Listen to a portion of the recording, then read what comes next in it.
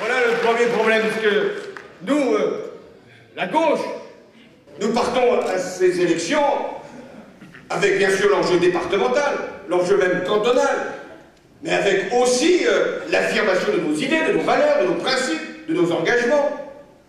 On nous dit que lorsque la gauche était moins flamboyante, c'est arrivé dans les passés, elle était plus discrète. J'ai connu des camarades, c'est vrai. J'ai maintenant une certaine expérience. C'était en 1992, en 1993, des millésimes compliqués. Ils ne mettaient pas le point et la rose. Ils avaient tort. Parce que finalement, à un moment, les électeurs ont besoin de clarté, de cohérence, de visibilité. Il faut toujours revendiquer son idéal, même dans les moments difficiles.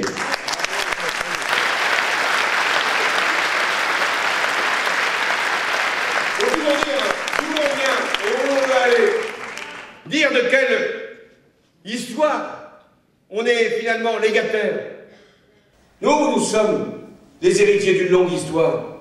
L'histoire de la République qui s'est construite pas à pas pour le progrès, pour l'égalité, pour la dignité humaine, qui a arraché étape par étape et pas simplement par des gouvernements de gauche, des conquêtes dont nous sommes aujourd'hui en définitive menacés quant à leur pérennité.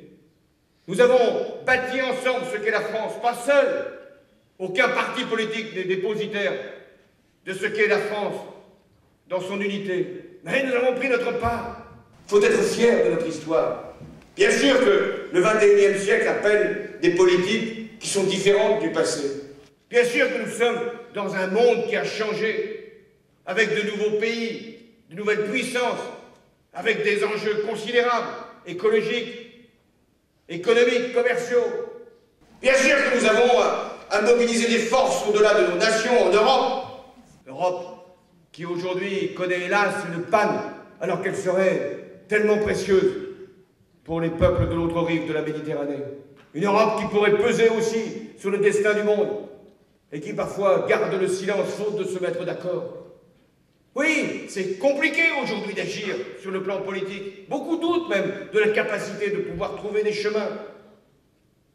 Et notamment avec ces marchés qui dominent parfois les États, qui imposent même au gouvernement des politiques pour lesquelles ils n'ont pas eu mandat du peuple pour les mener. Et pourtant, la bataille, le combat pour l'égalité, pour la justice, pour le progrès, pour le développement, reste le même que par le passé. Il nous faudra inventer des possibilités de changement, donner de nouvelles priorités, et puis dire la vérité, ça sera difficile. En 2012, nous hériterons d'un pays traversé de tensions, agité par les peurs, car c'est bien là l'intention du président de la République, que dis-je du président de la République, du candidat, parce que c'était en définitive ce qu'il nous avait révélé dans l'annonce de son remaniement. La présidence Sarkozy, elle est finie, plus rien ne sera véritablement engagé d'ici 2012. La réforme de l'indépendance, peut-être qu'elle sera annoncée, mais son financement sera renvoyé pour après.